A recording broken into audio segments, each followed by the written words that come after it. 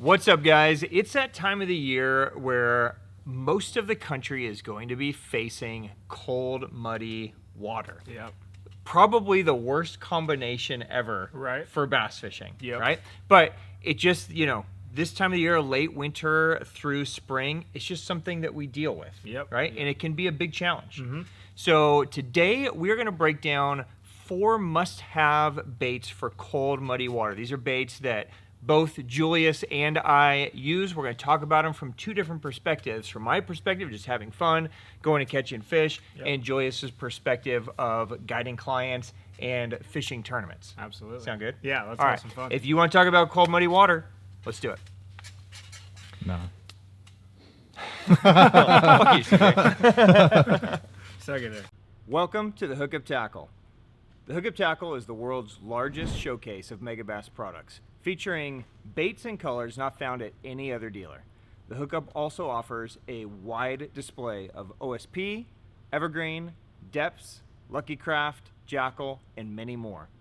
The Hookup Tackle is owned and operated by family, is staffed by guides and verified tackle nerds who love helping anglers elevate their craft. If you're in the Phoenix area, we'd love to have you stop by our showroom and check out the wonderful world of Megabass and the Hookup for yourself.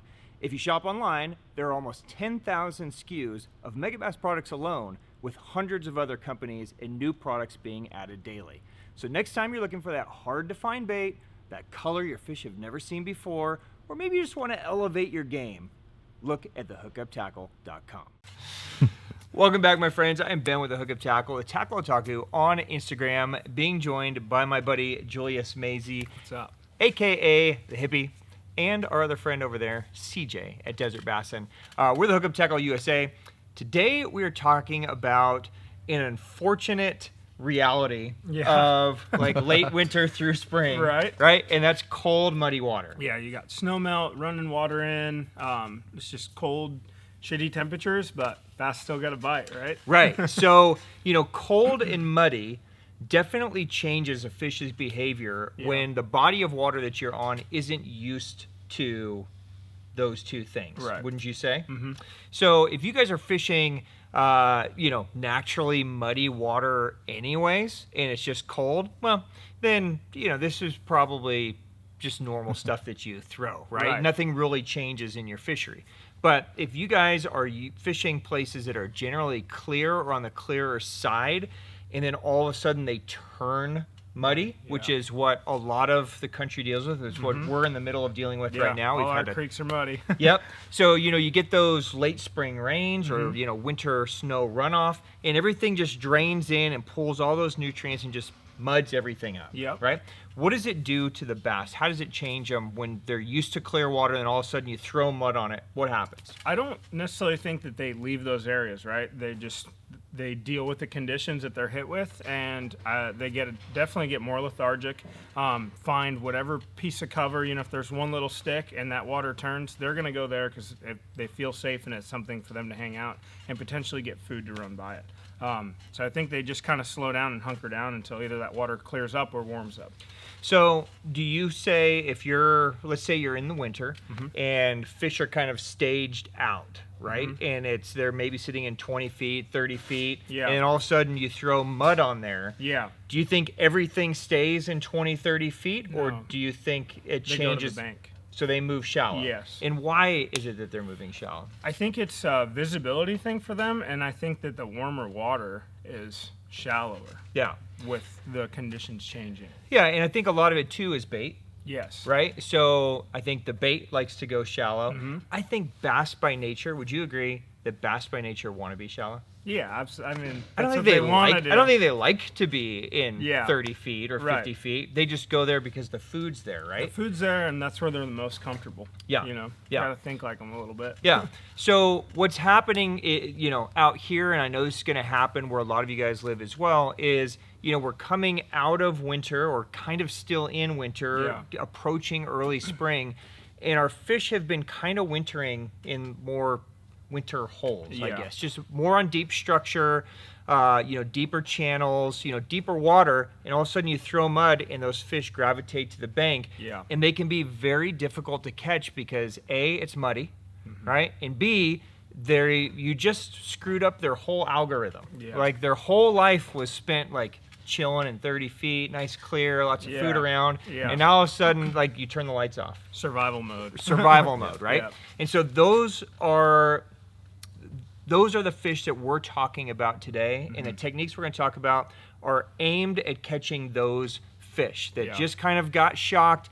You just got muddy. You have to go fishing because you're either, you know, you've been driving yourself crazy and you haven't been going, or maybe you have a tournament coming up and the conditions are what the conditions are. Right. And those fish don't know how long they're going to have those conditions for, but they do know that eventually they're going to need to get into that pre-spawn mode.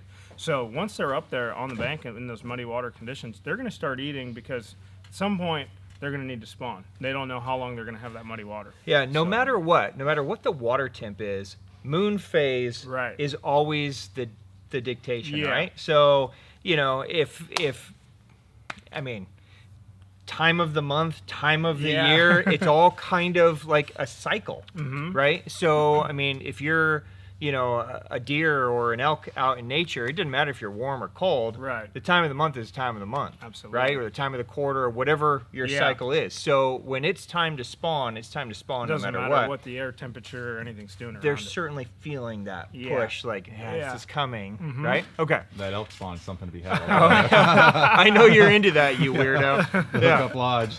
Maybe you can drop your favorite weird elk spawn link. I got the in the videos. description. Okay, let's. You should start your own channel. Them fanning on a bed is pretty crazy to see. Okay, moving on.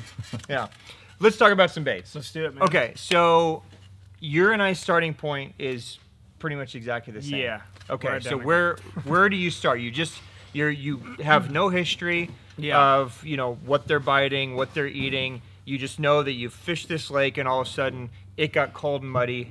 Where are you starting? So for me, I'm going to go to the bank and I'm going to turn that trolling motor on high, or, you know, whether you're in a boat or on the bank, try to just cover some water. You know, just keep a decent pace to where you can just move around and take a sample of what's going on. But I want to move fast because once I get that first clue, then I can kind of slow down and try to pattern them a little bit. Okay. But I just like to move fast, and a crankbait's the best way to do it for me. So here, let's talk about this one. So I'm also a huge fan of the crankbait. Yeah. Pretty much, I mean, I love throwing a crankbait year round, but the next few months pretty much live on this bait. So talk to me about the bait and why you like this one. So Blitz Max, or O.S.P Blitz Max, we got them here in two sizes, the Max and then the smaller one here. These baits have a rattle in them, a super loud one knocking rattle system, right? Yep. And I think in that muddy water, I like to start with the rattle. And for me, that's just to kind of get them to react, right? So I don't know if these fish have any pressure, but if a bass is around a piece of cover and the water's cold and muddy, I would think that noise is going to get them to react first. So that's my starting point. I like something that makes some commotion and goes, oh, what the hell is that? And they come flying out and grab it. So let me just so you guys can hear this. So you can hear it's a pretty loud, strong sound. You know, one knock sound. Now I should mention that the Blitz and the Blitz Max come as the original version, which is silent, and a rattling version. Yes. So, you know, we're going to the rattling version just because, you know, visibility is going to be difficult. Right. These fish aren't going to be able to see, you know, 8, 10, 15 feet ahead of them and see the bait coming and get ready to ambush. Yeah. Right? They're probably not even going to be able to see it until it's right in front of their face, or maybe not even when it's in your face. So you got to do something that can let them know, like, all right, hey, it's coming. I'm going to kind of position and get ready, and then when it's close, they just instinctively grab. And what's cool about this bait and this combination is that if you get a few bites, a few clues on this bait with the rattle, but you can tell something's kind of off, you've hit a lot of high percentage places in your area and didn't get some bites, you can go to the same bait in the silent and generate a few more bites, and that's why, and you stay in the same bait, same color, what you're comfortable with. You can bounce back and forth between the rattle and the original one. Let them tell you what they want, and you don't have to change the bait. Yeah. So we have chartreuse and blue here. Is this a combination that you gravitate towards? So what I do, so if we're still in that winter cold water, then I don't think, you know, I don't transition into my reds, that kind of stuff yet. I think it's a new thing for them. So visibility, so I like bright. I like fire tigers, chartreuse and blue, Solid white has always been a great option. Yep. You do something Some with a little bit of gold some in citrus, it. just Yeah. something obnoxious. Okay. It looks obnoxious to us, but it looks natural to them because of the conditions that they're facing. I wanted to point out that you have the Blitz. Yes. I have the Blitz Max. Doesn't matter what you guys throw. Don't be afraid of the word max. Yeah. Because max isn't very big. So I usually, the Blitz Max is like tied on for me all the Yeah. time. I hardly ever throw the Blitz. Right. Now, if I was fishing smaller water ponds, or sometimes even in muddy water, fish get crazy picky. Yeah. So, you know, there'll be lots of small bait. And, you know, this could happen even like post spawn. Yeah. You know, when the shad spawn's going, or like tiny baits up flickering, and all of a sudden, Yeah. you know, that you get a big rain, it floods. So sometimes you have to throw something really small. Yeah. But the Blitz Max, just to spec it out for you guys, it's only 62 millimeters and a half ounce. Yeah. So this is not that big of a bait, even though Right. it says max. So this is usually, for me, this is my starting point. I like the max. Same. And then if I need to downsize, then I'll go to the regular Yeah, Blitz. I Same. will add guys that have, you know, like river conditions that muddy up, spotted bass guys, or you got, you know, current smallmouth, and these rivers get flooded with trash and dirty water. Sometimes those guys will gravitate towards this little smaller size just because of the fish that they're, you know, Yeah. surrounded by. Yeah, so I mean, obviously, you know, your waters are going to dictate Yeah. which way to go. But if you're new to this lane, don't let the wording Yeah. scare No, you. that's When you where I get to start. Magnum, it's big. Yeah. Right? Be So scared a little when bit. you see Magnum, you know, then know that you're getting something big. But Max really is Yeah. not that big. You know what cracks sure. me up on that size too? Is guys will be afraid to throw a size like that because the name or just the size itself. Right. But when it comes to deep diving crankbait, they have full confidence. Right, it's weird, Yeah. right? Yeah, Yeah. and it's almost the opposite. Like Right. they eat big shit in the Yeah. shallows. Yeah, absolutely. Right? Yeah. But in that dirty water, like that thing's not really that. It's not very big. It's not Exactly. very big Yeah, because it can't exactly. see much anyway. Yeah. Yep. Yep. So another reason why we like the Blitz, and this is a good starting point for us, is cold water is kind of that water temp where if you're reading by the playbook of what you should be doing, it's generally telling you that you want something flatter and tighter, right? Which is a more of a natural bait fish versus like a wider moving. Yeah. Now, keep in mind that there is no concrete right and concrete wrong. Yeah. Well, I guess there's a concrete wrong. If you ain't catching shit, Yeah. it's wrong, right? Right, 100%. But, you know, it can be anything on any given day. But generally speaking, I like to gravitate more towards a flat side. And I know Yes. you do as well. Absolutely. The challenge is it's hard to find a really good flat side with a rattle. Mm-hmm. O.S.P makes the HPF, Yeah. but they don't make it that often. Right. Right? Whereas the Blitz series is kind of right in between. It's not quite a flat side. It's not quite a Yeah. like wide wobble. It's kind of right in the middle. So it's just a good multi-use, Yeah. like all-purpose. That's circuit board lips. bait. I like that. Yeah, deflects great. So that's a really good one. Yeah. Right? Now, for me, you know, you mentioned earlier that you like this series of crankbait because you can go from the rattle to the Silent. regular and stay in the same bait. Yeah. I usually start with the rattle, and then if it's cold, I really like this one. I don't know if you throw... Yeah. I mean, we grew up around this Lucky Craft. Right. You know? So this is the LC 2.5 from Lucky Craft. Okay, so this is a great one. This is a silent crankbait. They do make a DRS, like a deep rattling sound Yeah. one. But usually if I need some kind of rattle, I kind of there. Yep. Right? Exactly. But when I want something silent, I like this one because this one is really wide. Yeah. And it vibrates incredibly hard. So sometimes those fish move into muddy water and your instinct is, I need bright, I need loud, they need Right. to hear that motherfucker coming. Yeah. But sometimes they're kind of freaked out because they've spent the last 4 months in 30 feet. Right. And yesterday they moved to 1 foot. Yeah. And they're not really sure, like, they're not really comfortable with their tree home yet. Yeah, Right? exactly. So sometimes you can freak them out by going too loud. And something like this vibrates so hard that they can feel it coming. Yeah. They can feel it on their lateral line without it being scary. Exactly. Right? So this would be a really good backup option as well to that Blitz. And again, color-wise, like this is the time of the year for chartreuse black, Yeah. chartreuse blue, White. straight white. Like these are great cold, muddy Yeah. colors. And then as the water warms up, that's usually when I'll transition to, you know, more of like a spring crawl, a TO crawl, some kind of reddish. Well, those fish stay in those areas. Everything changes a little bit, right? So that water warms up, they get that, you know, love's in the air type feeling, and then that's when that flat force, or, you know, that flat-sided crankbait, the reds, they're in the same areas, you just make a little adjustment. Yeah, yeah. So there you go. There's starting point for us, a crankbait. Yeah. Let's go to bait number 2. All right, Ready? let's see it. All right, so we started with a crankbait. Yep. We know there has to be fish in the area. They weren't eating it, weren't Right. responding Yep. back. And I think the most important thing that we tell people all the time is you have to let the universe give you some feedback, right? 100%. So pay attention. If the fish are biting and they're giving you some feedback, Some clues. then great, use that to your advantage. But if they're not, that's also feedback. Yeah. Right? That's also telling you, like, yeah, maybe you're doing the wrong thing. Could be bait, could be color, could be presentation. Adjust. You got to adjust somehow, Yeah. right? So where do you go if that's not working?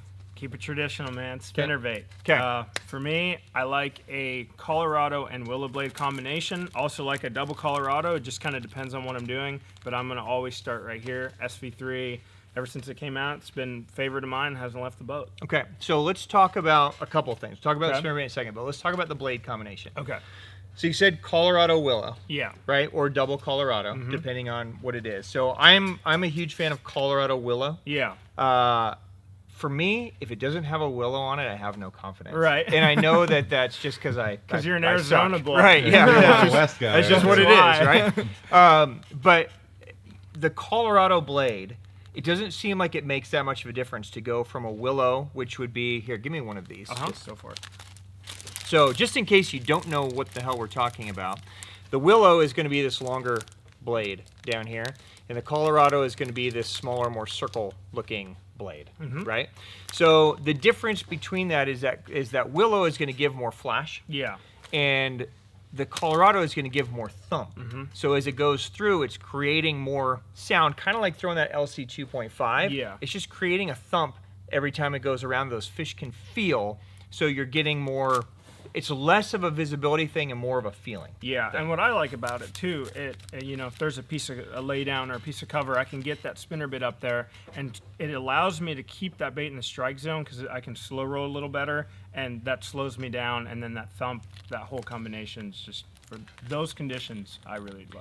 I like. So let's talk about that Yeah. for a second. So, you know, when the water's clear and the fish are relatively aggressive, it's not uncommon for fish to be willing to really chase something. Yeah, right? react. So, like, you know, before we got all this mud, we were jacking them on jerkbaits. Yeah. So jerkbait, for instance, or topwater or swim bait, it's not uncommon for a fish to see it and travel 15, 20, 25 feet, Yep. you know, left or up or however to Yeah. go eat the bait.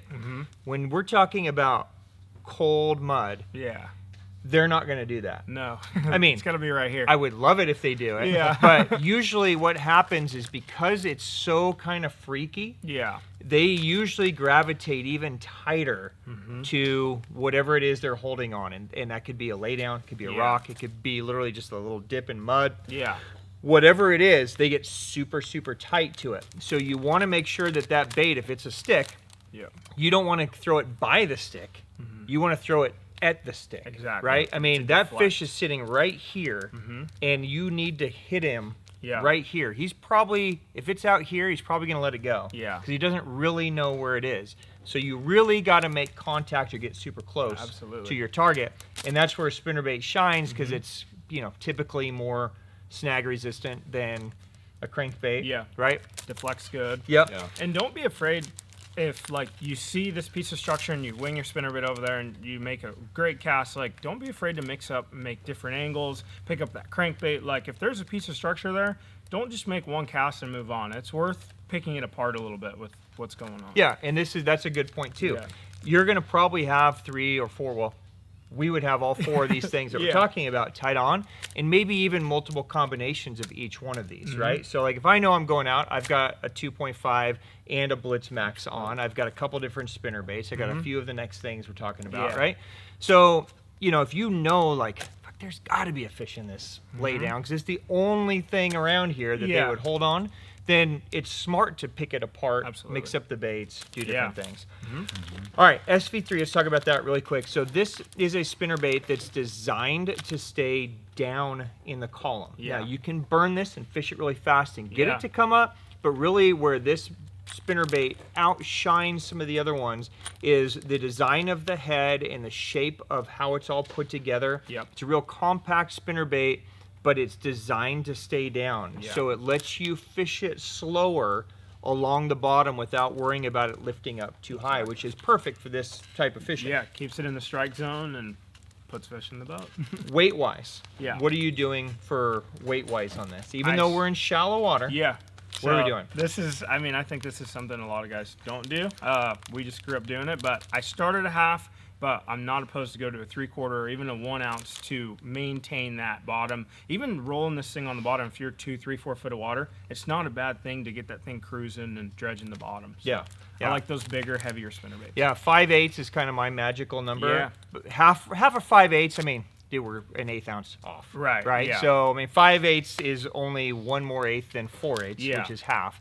So somewhere in there is usually like the perfect starting point. Mm-hmm. But again, don't be afraid to go heavier because it'll keep it down. So if Yeah. those fish are really tight, like there's a lot of times you get them in cold mud and you put them in the boat and there's literal mud Oh, yeah. on their bellies. White and Yeah, you know what I Yeah, mean? like a mud line. Yeah. Totally. Lateral line, It's yeah. literally sticking. That means, the mud's here and that bass is literally like laying so Glued. far in the mud that the Yeah. mud's sticking to him. Yeah, So I remember catching fish on a jig in mud, and I pulled them out, and the mud line was above their lateral line. Like they were like digging themselves into the mud. yeah, just crazy. sitting. Yeah. Yeah. Crazy. So don't be afraid to really keep your presentations glued to the bottom. Yeah. And this is a great one to do that. Absolutely. Yeah. Now, just to show you guys a couple other options that we'll do sometimes.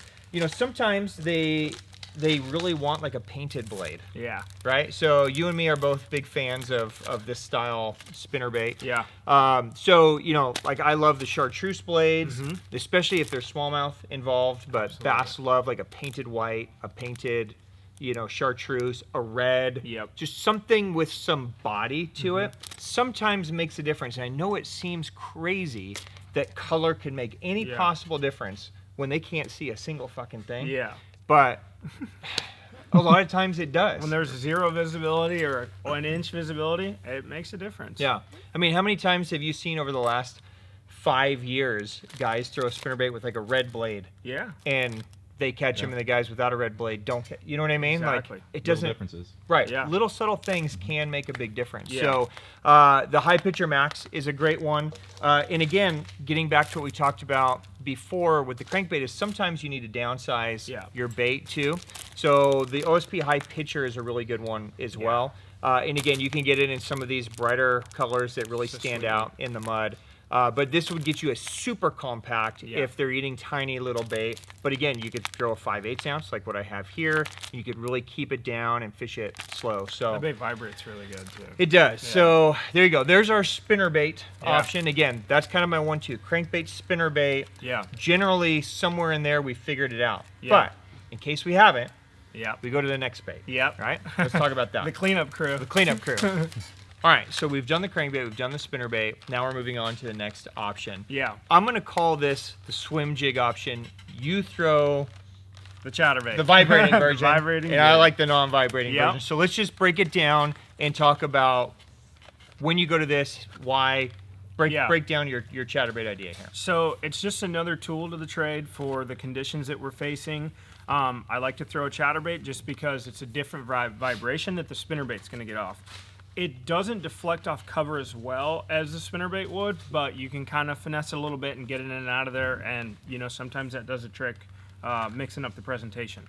Traditional chatterbait for me is going to be like a 3/8, a half ounce with a Zacho trailer. That's just what I grew up around and what I'm always going to throw. But when I'm dealing with muddy, cold water, I like to slow it down. And, I always going to throw a jackhammer, so I can't really, throw chatterbaits with bigger blades.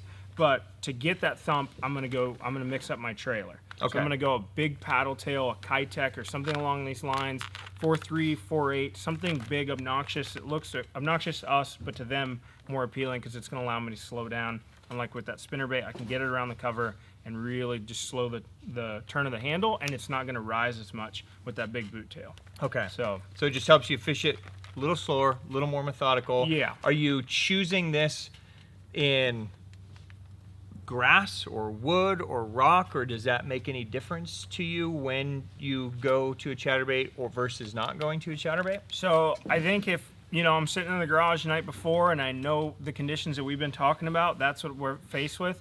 I'm going to tie all that stuff on and this, and then once I get to the lake, you know, if there is some grass involved, it's obviously going to be a big player. But as I'm going down the bank and facing what I'm fishing, You're just mixing and matching. exactly. Okay. Yeah. So for me, I like the chatterbait too. Yeah. But I find that the swim jig kind of fills that nice little gap for me as Yeah. something different. Absolutely.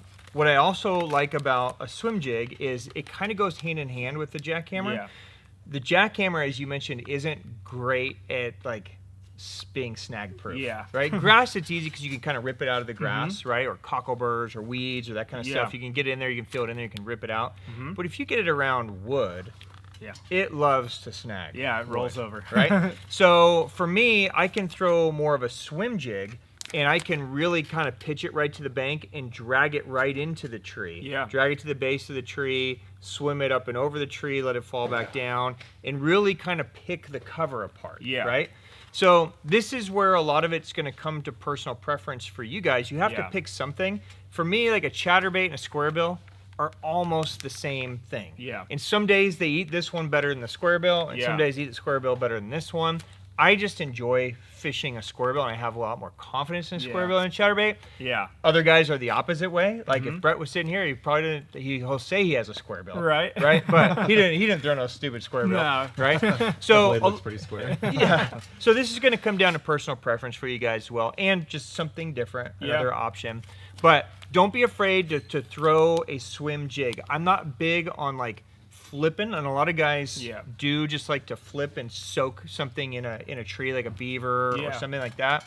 But for me, that's like last case resort. I Yeah. still want to kind of use something that I can move until I figure it out. Yeah. Right? And then if we know like, hey, we got 3 bites in this 40-yard stretch, we need to go pick every single thing apart. Yeah. Then, flip or, slow down. We'll talk about another option that we do a lot as well. But these still allow us to move pretty Yeah. quick. Yeah. What's sneaky about what Ben's talking about here is a lot of guys traditionally just cast and reel a swim jig, or they shake it, right?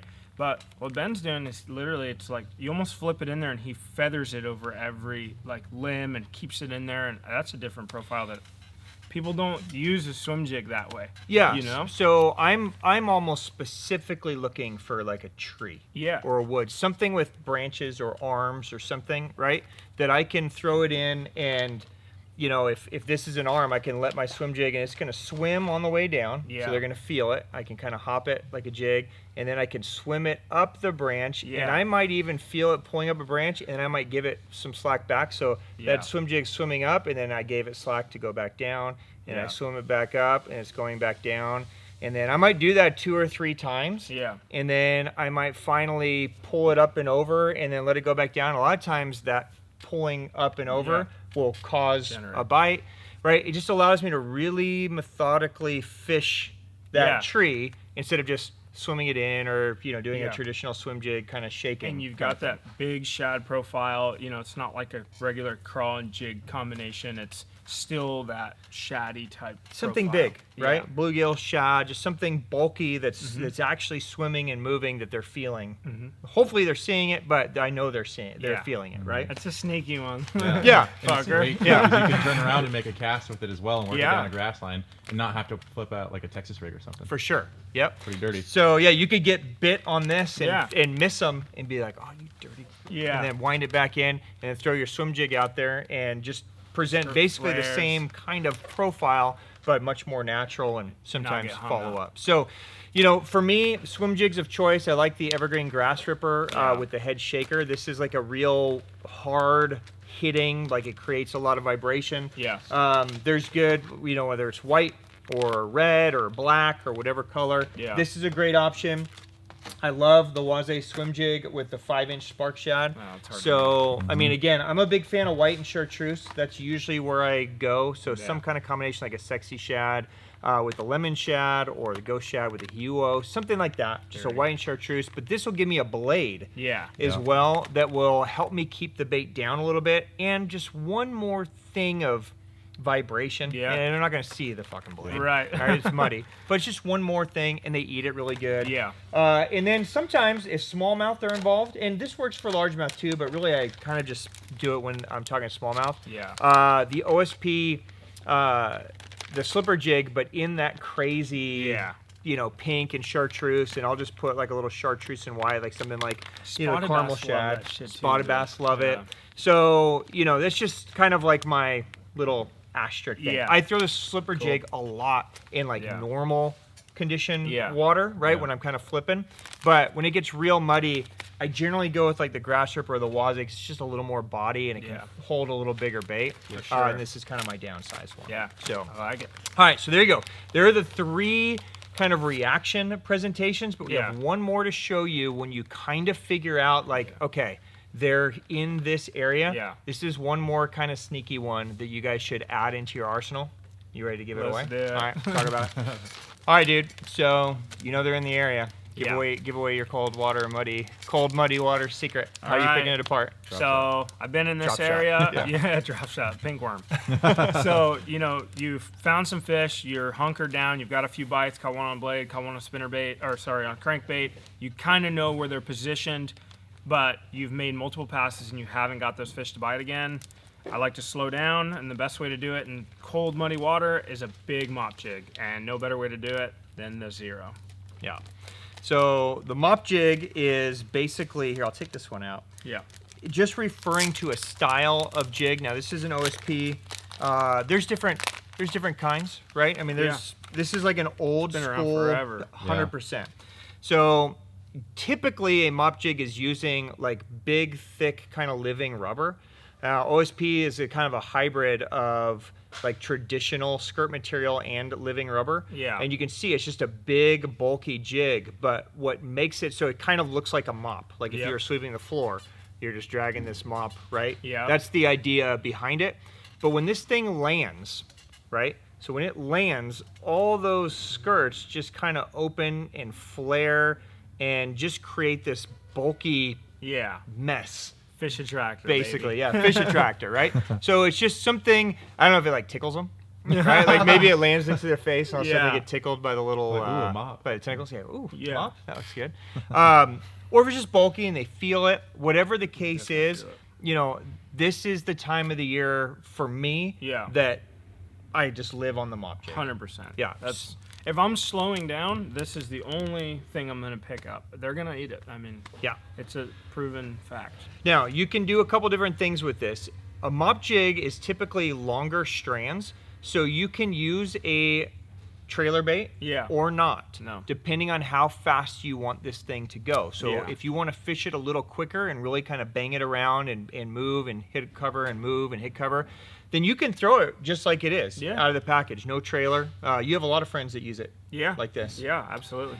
I like a trailer usually because I just want, when this opens up and that mop kind of flares, I want something to be there Yes. to where I can just They kind of can hone shake in. it and they can just kind of have little quivers, Yeah. right, that they can feel. I want something to be there. 100%. So for me, I mean, put whatever you want Right. on there. But I think we both agree that Yeah. this time of the year, we want something that has more of a Yeah. flapping, not quite a do nothing, but more of just a natural motion Right. versus like a crazy arm flap. Yeah, we right? want like a big flat style profile, something they can hone in on and isn't almost, you know, we don't want this. Right. We want this. Yeah, so I feel like this, like a brush hog or a speed crawl, like a lot of Yeah. times is like a visual thing, right? Right. Like it's moving really fast Yeah. and they see it moving fast and they triggered them.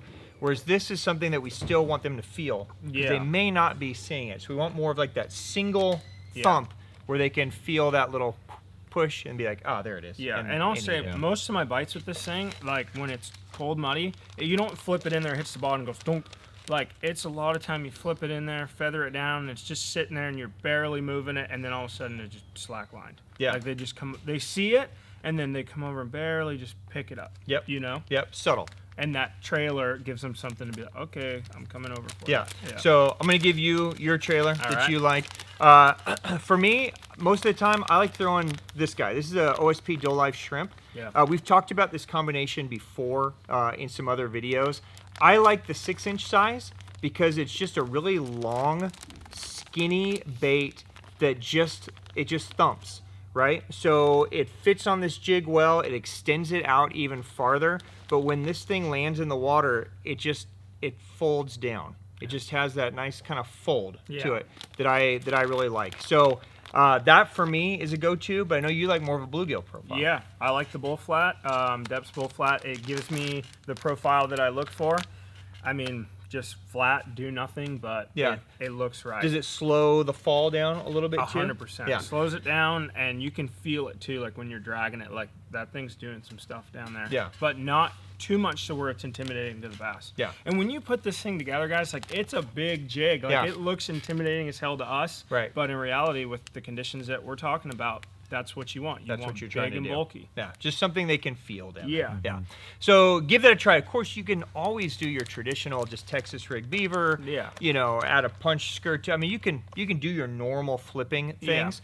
But the idea of this video is when it gets hard and the traditional things aren't working, you kind of need a starting point. Yeah. This is something that we've seen time in and time out.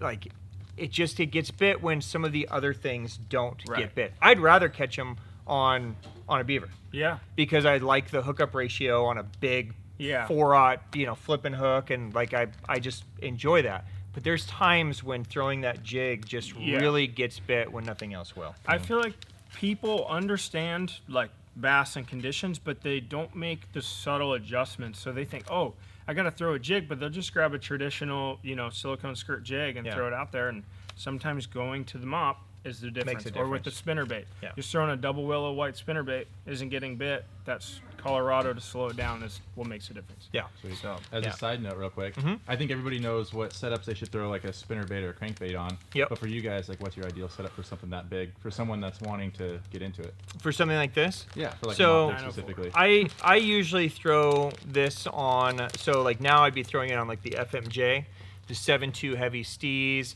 873 NRX. I like more of like a traditional kind of heavy, but with just a little bit of a tip, but maybe a little shorter, because for me, this isn't like a true flipping. yeah. Right, Yeah. so I don't really need an 8-foot rod. I mean, you could do it. You could do it on the Jungle 7 or the Steez Yeah. flipping stick, but You're rolling. for me, it's more just I'm making these very subtle little pitches, right? So I like that little bit shorter rod, but it's got to be super sensitive because, like Julia said, this is very rarely, even with the crankbait, most of the time in cold, muddy water, they're not ripping the thing out of your hand. No, they're just right? It just stops. Get on it. Yeah, and that's a good point. Like a lot of times you get used to what the crankbait is feeling like, and then all of a sudden it stops vibrating. Yeah. Yeah. And that's the bite. Like they literally just kind of sucked and are moving forward, and all of a sudden it's like vibrate, nothing. Like, and then you turn, it's like no shit. Yeah. And it's a 5-pounder. So, like, it's like I don't understand how I It's just didn't humming feel it. along, you feel it tick off a branch, and it's just head shakes. You're like, oh, there he is. Right. Nice. So it's the same with this. So a lot of times, you're moving it through, and it is like what you said. It's just your lines start swimming out. Yeah. Right. And then other times it's just, you just get used to how it's feeling on the bottom as you pull, and all of a sudden you go to lift up, and it feels like you're maybe dragging a sock, or you're dragging like a pile of leaves or something. It's just a little bit heavier. Like you better swing. Yeah. Right. So you no want to. bite. Yeah. You want to get used to how the mud feels, how the rock feels, how it feels pulling up over a tree. Yeah. And so a really good sensitive rod gives you that feedback. Yeah. So, this is one of those instances where there's a reason to have an FMJ NRX Steez, like something that's That power like pitch super sensitive versus, less expensive rod, because all those little fine tunements that you're feeling make a big difference on whether or not you get bit, because hardly ever is it going to go boom, and you're like, oh, that's a fish. Right? It's almost always like just such a subtle thing, and even with those crazy high-end hypersensitive rods, almost every time it's like, bro, I can't believe I even felt that. I know. Like you're thinking like, I barely noticed that. Yeah. Like, if Fresh I it had anything less sensitive, I would have never felt it. Yep. So, just keep that in mind, too. Yeah. But that would be something I would do on this. Yeah. Crankbait-wise, I'm probably just throwing a Mad Bull or the 7-1 Valkyrie. Yeah. Yeah, just crankbait rod. 20-pound for me. 16 to 20-pound is pretty much where I live. Yeah, I mean, in that muddy water, it doesn't really matter. I mean, you're fishing shallow anyway, so you're around cover. Get away with the heaviest you can. Yeah. So, of course, you could probably do braid, too. I like going straight fluoro. Yeah, always. I want the noise. Remember that braid is creating a certain amount of noise and vibration as well. So because this isn't really visual anymore and it's really about them feeling on their lateral line and with their inner ear, I want all the vibration and the sound to be focused on my bait.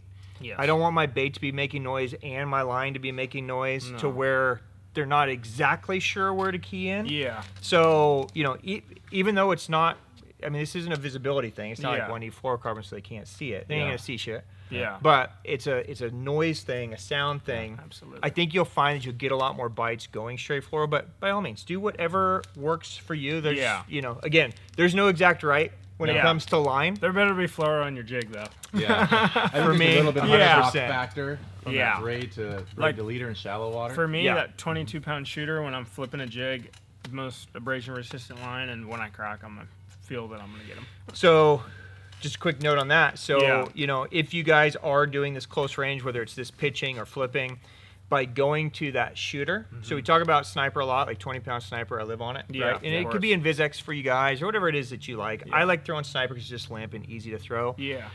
But anytime I'm going to like a pitching situation where it's close range, shallow, I always jump to shooter and sunline. And the reason for that is A, it's abrasion resistant, like you said, but it has shock built into it. So the 20, the 22, and the 25-pound, they built a little stretch. Yeah. So where most fluorocarbon is almost no stretch, the heavier shooter has a little bit of stretch. So what it does is it forgives you a little bit when you screw up on your hook set. Yeah. Right? So on a close range hook set, it should always just kind of be a pretty solid pull. Yep. You should really try to avoid like a snapping Yeah. of the line, because what happens if you drop down to slack and then you hit them hard on the slack, it hits so hard that your fluoro breaks. Yep. So the shooter will forgive that a little bit. Yeah. It gives a little, so it allows you to screw up just a touch. So nice. Which most times when it's cold and muddy, you're not catching a lot of fish. No. I'm not catching a lot of fish. No. So I might go an hour, 2 hours, 3 hours Yeah. in between bites, and I'm staring at the sky. Right. Right? Or, oh, look at the bird, and all of a sudden I feel the thump. Oh, and it's like, I oh. got one. And sometimes, like, you forget to be controlled and Right. you do stupid shit. The shooter forgives that a little bit Yep. for me. Yeah, that's a good point. It's a shit. All right, guys, so that is a wrap for us. Hopefully that was insightful for you guys.